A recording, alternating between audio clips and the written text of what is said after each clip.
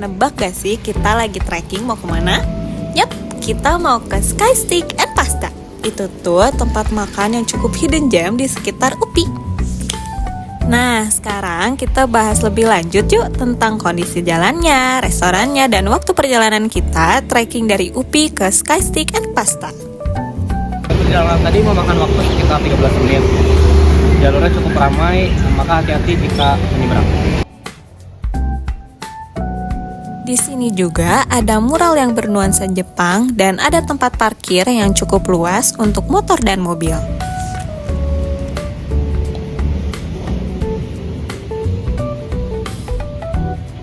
Suasananya homey banget, desainnya simpel tapi rapi, tempatnya nggak terlalu besar tapi cukup lega dan gak sumpek.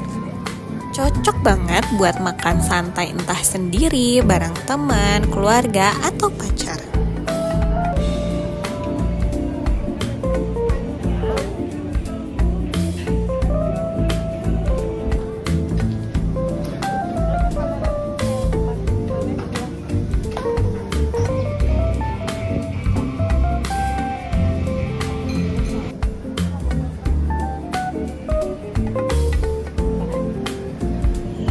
Kasirnya ada dua karena yang sebelah kanan itu untuk resto lain, sedangkan untuk Sky Steak and Pasta itu yang di sebelah kiri.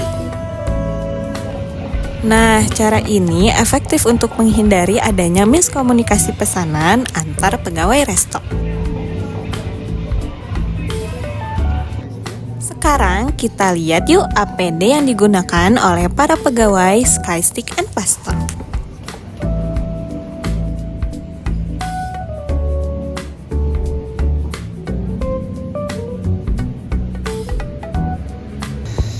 Berikut beberapa fasilitas yang tersedia di sana.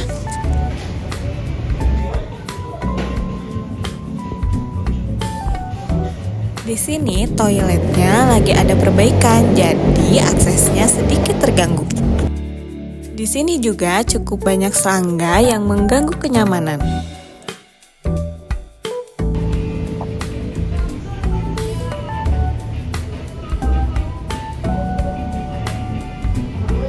Trotoar di sini sempit, terus gak ada rambu buat penyeberangan, jadi bakal susah buat orang tua dan disabilitas.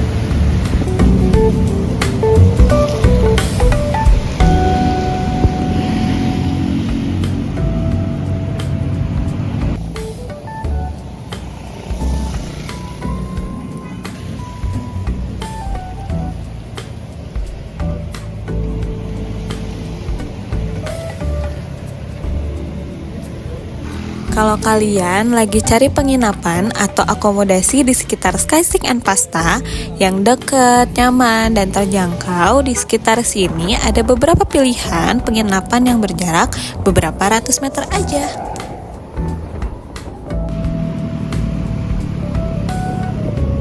Nah, sekarang aku mau ngebahas tentang Tourist Sense of Safety Canvas.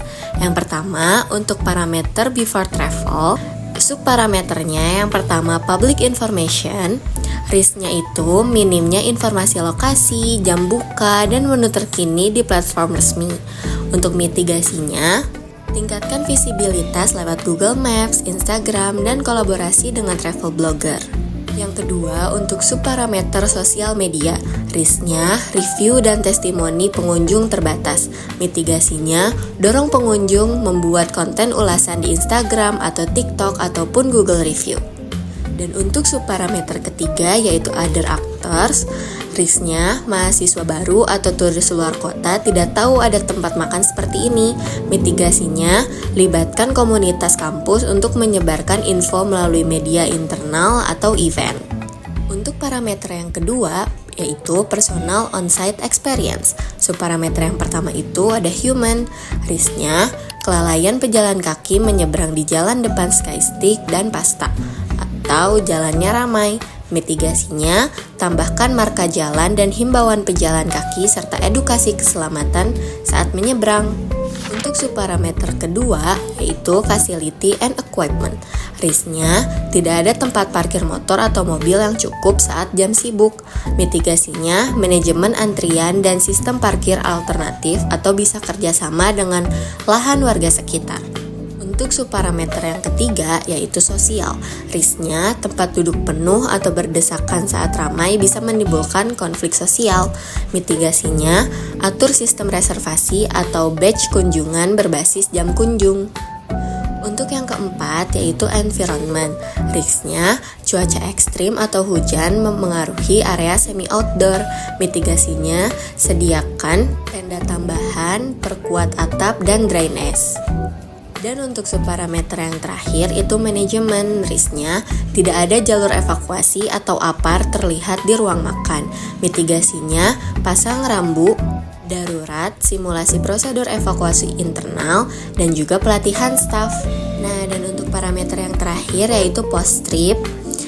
Subparameternya yang pertama itu expectation gaps. Risknya, pengunjung kecewa karena tidak sesuai ekspektasi. Untuk mitigasinya, beri edukasi bahwa tempat ini hanya bernuansa luar dan memodifikasinya. Dan untuk subparameter yang terakhir yaitu recommendation. Risknya, tidak banyak yang merekomendasikan karena kesan lokal atau biasa saja. Mitigasinya, bangun identitas branding yang unik. Ini dia peta jalur dari FPIPS UPI menuju Skystick and Pasta di Jalan Sersan Bajuri. Dari FPIPS, kita jalan lurus ke arah utara melewati beberapa gedung dan taman kampus. Lalu keluar menuju jalan utama. Setelah itu, kita tinggal mengikuti jalur hijau ini sampai ke lokasi restoran. Jalannya cukup mudah dan bisa ditempuh sekitar 10-15 menit dengan berjalan kaki. Cocok banget buat cari makan siang atau nongkrong santai setelah kuliah. Oke, cukup sekian perjalanan dari kami. Sampai jumpa semuanya.